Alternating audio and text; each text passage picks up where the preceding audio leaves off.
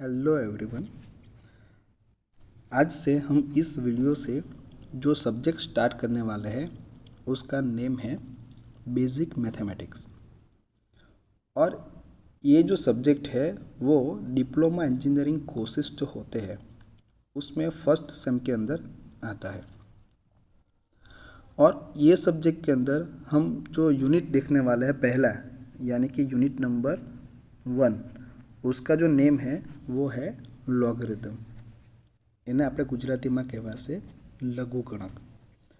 હવે આ જે યુનિટ છે એ ખૂબ જ ઇઝી છે અને એમાંથી 2 और 3 માર્ક્સના જે છે એ MCQ પૂછાય છે।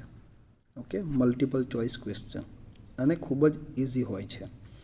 और ये MCQ के अलावा एग्जाम्पल्स भी आते हैं, वो भी 3 या 4 मार्क्स में आपको एग्जाम्पल पूछा जाता है, राइट। तो वो भी 6 और 8 मार्क्स में एग्जाम्पल भी आता है। तो हम टोटल कैलकुलेट करें तो 10 या 12 मार्क का जो है ये यूनिट में से आता है।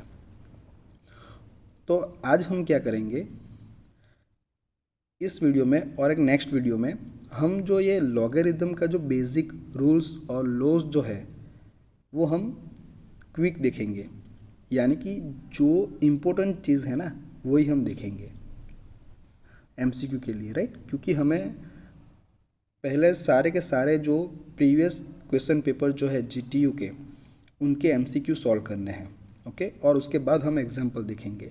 तो ये सारे जो रूल्स है वो MCQ में यूज़ होने वाले हैं और वही एग्जाम्पल में भी यूज़ होंगे, राइट। तो हम थोड़ा क्विक जो है वो हर एक टॉपिक को आज हम देखेंगे, ओके। चलिए तो हम स्टार्ट करते हैं। पहला यहाँ पे जो हमारा टॉपिक है वो है, कोई भी हमें फॉर्म दिया होता है, ये जो फॉर्म है लिखा हुआ है a⁴x = y, मतलब एनी x घात बराबर y, ये कौन सा फॉर्म है उसको बोलते हैं एक्सपोनेंशियल फॉर्म। मतलब એને ગુજરાતીમાં શું કહીશું? ઘાતાંકીય અભિવ્યક્તિ, ઓકે।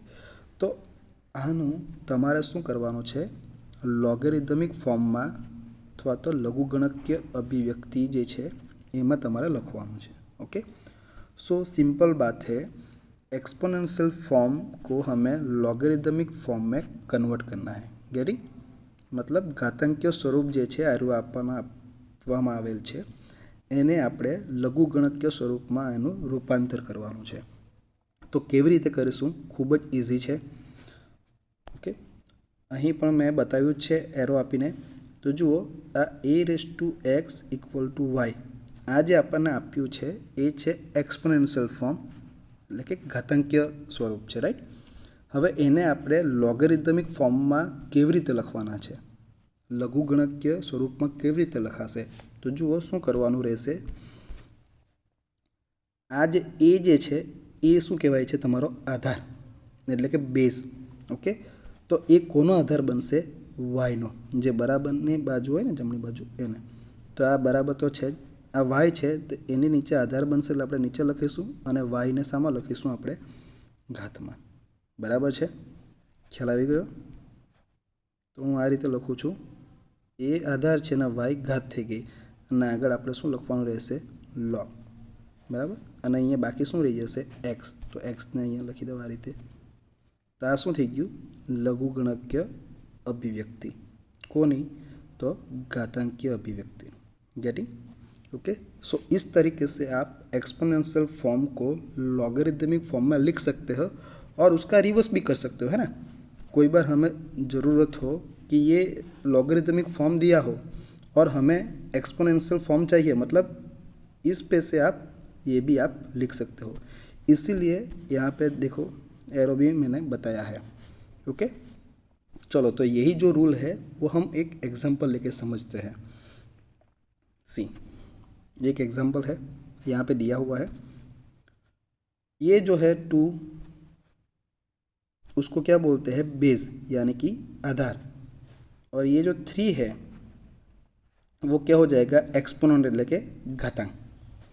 तो यहाँ पे एक एग्जांपल में क्या लिखा है? ये एग्जांपल है आपका, ये कौन से फॉर्म में है? કયા ફોર્મમાં કહેવાય છે એને આપણાથી? એક્સપોનેન્શિયલ ફોર્મ, ઓકે, મતલબ ઘાતાંકીય સ્વરૂપમાં છે, તો એને આપણે લઘુગણકીય સ્વરૂપમાં રૂપાંતર કરવાનું છે. તો કેવી રીતે થશે? ये जो 2 जो है ना वो बेस है, तो वो बेस ही रहेगा, मतलब કે આધાર છે તો એ આધાર જ રહેશે, પરંતુ કોનો આધાર બનશે? 8નો. બરાબર છે. તો લખાશે આ બે આધાર નીચે લખ્યો, 8 ઘાતમાં લખી, ઓકે, એક્સપોનન્ટ. આગળ શું લખી દેવાનું આપણે? Log equal. અહીંયા શું બાકી રહી જશે? ઘાત કેટલી છે? 3, તેને અહીંયા લખી દેવાની. બરાબર છે. તો જુઓ સેમ થઈ ગયું, આવી ગયું.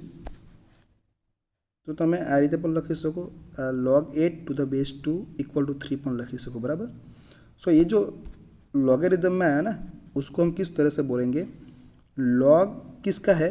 ये 8 का, और बेस क्या है? 2. तो हम बोलेंगे log 8 to the base 2 बराबर है इक्वल टू 3 बराबर 3. હવે આ લઘુગણકીય સ્વરૂપમાં લખ્યું છે, તો એને આપણે આ ઘાતાંકીય સ્વરૂપમાં લખવું હોય તો લખાશે કેવી રીતે? તો રિવર્સ પ્રોસેસ કરવાની છે આપણે. બરાબર છે. તો જુઓ, જ્યારે આપણે લઘુગણકીય સ્વરૂપમાંથી ઘાતાંકીય સ્વરૂપમાં લખીશું ત્યારે લોગ આપણે અહીંથી રિમૂવ કરવાનો, એને કાઢી દેવાનો છે. બરાબર. તો શું કરીશું? આ જે 2 જે છે એ આધાર છે, તો એ કોનો આધાર બની જશે? 3નો.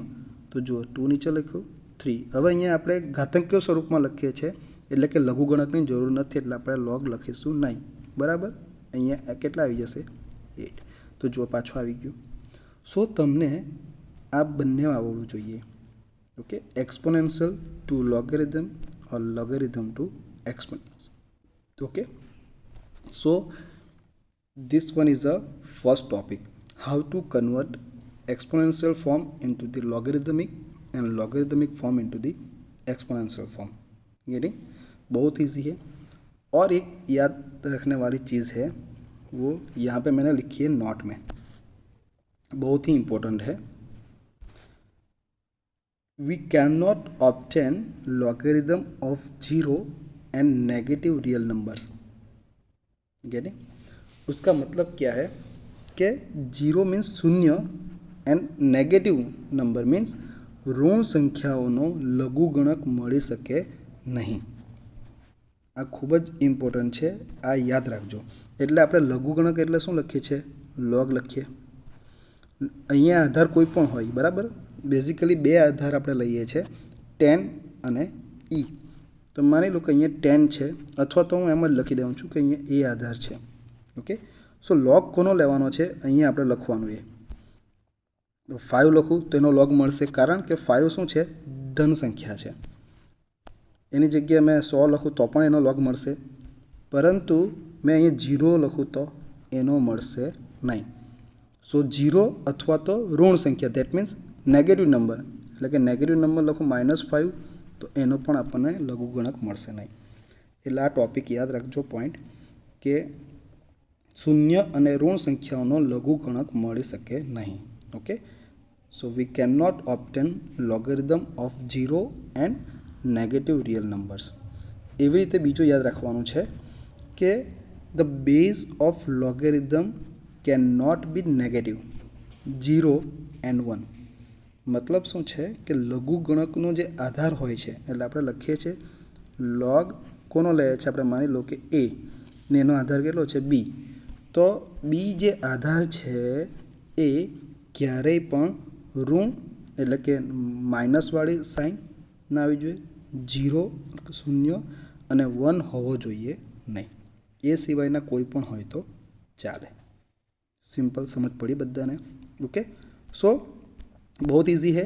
ये जो ए है जिसका भी लॉग ले रहे हैं वो 0 एंड नेगेटिव नंबर नहीं होना चाहिए, और ये जो बी है वो नेगेटिव नंबर 0 एंड 1 भी नहीं होना चाहिए. राइट. तो ये आपको याद रखना है. ये एग्जाम्पल में भी बहुत यूज़फुल होने वाला है एंड एमसीक्यू में भी बहुत यूज़फुल होने वाला है. ओके. ચાલો, આ જે વાત કરીએ આપણે નોટમાં, એ જ વસ્તુ ખૂબ જ ઇઝી રીતે લખવામાં આવી છે. જુઓ છે, આ છે તમારું એક્સપોનેન્શિયલ ફોર્મ, દેટ મીન્સ ઘાતાંકીય સ્વરૂપ, અને એનું આ લોગેરિધમ. અહીંયા જુઓ ડબલ ઇમ્પ્લાઇઝ કર્યું છે, એનો મતલબ આમાંથી આ પણ થશે અને આના પરથી આ પણ લખાશે. ઓકે, તો જો આ જ કન્ડિશન મેં લખી છે, here X belongs to R, એટલે કે જે આ એક્સ છે બિલોંગ્સ ટુ આર, એટલે કે એક્સ જે છે એ આ જે રિયલ નંબરનો જે સેટ હશે એનો કોઈ પણ સભ્ય હોઈ શકે. गेटिंग? अब ये रियल नंबर क्या है? तो रियल नंबर में सारे के सारे नंबर्स आते हैं. लाइक मैं आपको बताता हूँ, देखो ये रियल नंबर सिस्टम है पूरी. तो उसमें आप देखिएगा तो सब कुछ आपको दिखेगा, है ना. ये रियल नंबर है तो ये माइनस मतलब के ऋण पण होई सके, शून्य धन पण होई सके. અને બીજી વાત કે એમાં રેશનલ અને ઇરેશનલ નંબર પણ હોઈ શકે, એટલે કે આપણે આ જે રીતના છે ને વર્ગમૂળ 2, સ્ક્વેર રૂટ 3, પાઈ, સ્ક્વેર રૂટ 11 કોઈ પણ હોઈ શકે રિયલ નંબરમાં. બરાબર છે? મતલબ કે રિયલ એટલે શું કહેવાય છે ગુજરાતીમાં એને? વાસ્તવિક સંખ્યા. સો એક્સ જે આપણે ઘાત જે છે એ કોઈ પણ વાસ્તવિક સંખ્યા, અને એ જે વાસ્તવિક સંખ્યાઓનો જે ગણ છે એને આપણે શું કહે છે? શાનાથી દર્શાવીએ છીએ? Capital Arthi. Okay, getting? So the collection of all the real numbers, that means set of the real numbers is denoted by capital R. तो ये रियल नंबर में समझ में आया आपको? बस यहीं से ही सब कुछ है आपके. अब देखिए ये मैंने बताया है आपको. अब नेक्स्ट देखिए क्या लिखा है, y बिलोंग्स टू r प्लस. सो y क्या है? देखो ये आपको यहाँ पे देखना है मेन लॉगरिदमिक फॉर्म में. सो y की वैल्यू जो है क्या लिखी है? बिलोंग्स टू r और प्लस लिखा है. देखिए मतलब r का मतलब क्या होगा? रियल नंबर, એટલે કે કોઈ પણ વાસ્તવિક સંખ્યા. और ये प्लस है उसका मतलब क्या होगा कि रियल नंबर तो होगा ही लेकिन पॉजिटिव रियल नंबर, है ना. એટલે કે ધન વાસ્તવિક સંખ્યા. તો આપણે ધન વાસ્તવિક સંખ્યામાં આપણે કોને લઈએ છીએ? 1, 2, 3, 4 કોઈ પણ, બરાબર ને. વર્ગમૂળમાં 11 કોઈ પણ હશે પણ બધી કેવી હોવી જોઈએ? ધન. એટલે આ વાય જે છે જેનો લોગ લઈએ એ શું હોવું જોઈએ? ફક્ત વાસ્તવિક ધન સંખ્યા હોવી જોઈએ. આપણે જોઈ ગયા ને કે ક્યારે પણ નેગેટિવ ના હોવું જોઈએ અને બીજું કેવું ના હોવું જોઈએ? 0. ઓકે, તો એ જ વસ્તુ અહીંયા એકદમ સિમ્પલ રીતે એને રિપ્રેઝન્ટ કરી છે. ચાલો नेक्स्ट शू है? ए એટલે કે જે आधार ये કેવો હોવો જોઈએ? बेस कैसा होना चाहिए? तो वो भी हमने पढ़ा कि नेगेटिव नंबर नहीं होना चाहिए, देन 0 नहीं होना चाहिए और 1, ये 3 चीज़ जो है वो नहीं होनी चाहिए उसकी वैल्यू. तो यहाँ पे वही लिखा है. किस तरीके से? देखिए बिलोंग्स टू आर प्लस, यानी कि हमने देखा है 1, 2, 3 कोई भी नंबर हो, है ना. कोई भी नंबर मतलब कि आर प्लस का मतलब धन वास्तविक संख्या, पॉजिटिव रियल नंबर्स होने चाहिए. और यहाँ पे क्या लिखा है? माइनस क्या लिखा है? 1. तो उसका मतलब 1 के अलावा, तो ये 1 उसमें नहीं आएगा, तो ये कोई भी होना चाहिए. ओके, तो बहुत ही ईजी है. तो आई होप कि आपको ये जो चीज़ है वो समझ में आई हो. एक मेन याद रखो आप किस तरह से करना है वो. और यहाँ पे मैंने इस तरीके से लिखा है e⁻x = y करके, बट आप कोई और बुक लो ना तो उसमें कोई अलग तरीके से भी लिखा हो लेकिन फॉर्म तो वही रहेगा. आपको मैं एक एग्जांपल देता हूँ. मान लो कि मैंने ये घातांक के स्वरूप में इस तरीके से लिखता हूँ a⁻m यानी m घात = b. सो यहाँ पे मैंने क्या किया? ये x की जगह पे m लिखा है, ओके. y की जगह पे क्या लिख दिया? b लिख दिया. सो काम तो वही करना है, सेम ही करना है. समझ पड़ी बधाने? सो આપણે જે નિયમ જે છે બસ એને આપણે ફોલો કરવાનું, બરાબર છે. ચાલો તો આના પછી એક આના જ હું તમને એક્ઝામ્પલ બતાવી દઉં છું કે અલગ અલગ કેવી રીતે આપણે કરી શકીએ, બરાબર છે. બાકીનું આપણે નેક્સ્ટ વિડીયોમાં જોઈશું. ચાલો તો આ જ ટોપિકના એક્ઝામ્પલ આપણે જોઈ લઈએ છીએ. ये जो लेफ्ट साइड है उसमें आपको क्या दिया हुआ है? एक्सपोनेंशियल फॉर्म એટલે કે ઘાતાંકીય અભિવ્યક્તિ છે, અને જમણી બાજુ જે છે એ શું છે? Logarithmic form, right. सो आप इसमें से ये करो और वो आपको आ जाए. तो ये जो फॉर्म है उसमें से फिर से ये करके देखो. तो ये आपको क्या करना है? प्रैक्टिस करनी है, बहुत ही ईजी है। देखो मैं बताता हूँ आपको, ये 10⁻³ ઇક્વલ ટુ 1000, 10³ બરાબર 1000 છે। તો આપણે એને શું કરવાનું છે, ઘાતાંકીય સ્વરૂપમાં છે તો એને આપણે લઘુગણકીય સ્વરૂપમાં આપણે લખવાનું છે। તો કેવી રીતે લખીશું, તો જો આધાર કેટલો છે 10, તો એ કોનો આધાર બનશે 1000નો। તો 1000 આપણે ઉપર લખી દઈશું, એની નીચે આધાર 10 અને એની આગળ શું લખી દેવાનું, લોગ। લઘુગણકીય સ્વરૂપમાં છે ને એટલે લોગ લખવાનો। ઇક્વલ ટુ શું રહેશે, અહીંયા 3 થઈ ગયું। જો બુકમાં આ ફર્સ્ટ લખ્યું છે અને પછી 3 લખ્યું છે, તમને જે રીતે લખવું હોય તે રીતે, ઓકે। હવે મારે પાછું આને કરવું હોય તો પણ થશે, લોગ હટાવી દેવાનો, બરાબર છે। અહીંથી આધાર 10 છે કોનો બની જશે, 3નો, એટલે 3 આધાર 10 બરાબર ઇક્વલ ટુ અહીંયા કેટલા બાકી રહેશે, 1000। તો જુઓ આવી ગયું। તો એ રીતના બધી તમારે પ્રેક્ટિસ કરવાની છે, ઓકે। ખૂબ જ ઇઝી છે, આવડશે।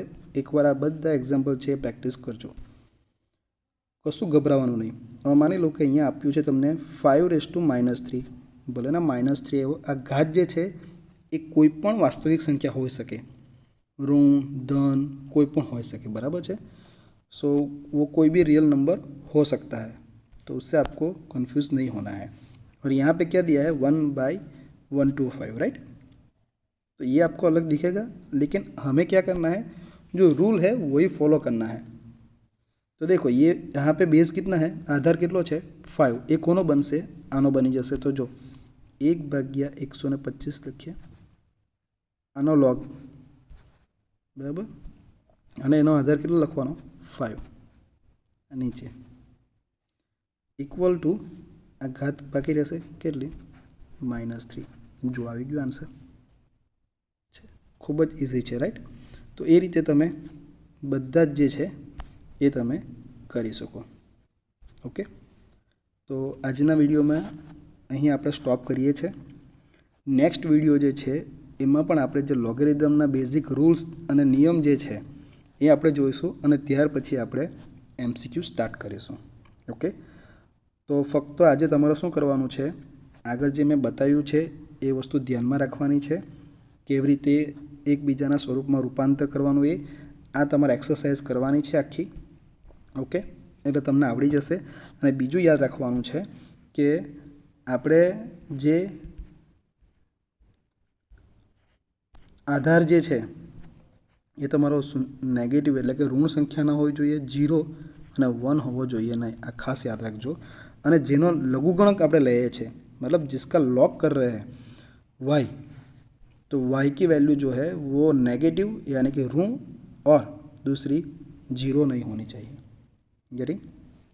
तो ये आपको याद रखना है। तो यहाँ पे हम स्टॉप करते हैं।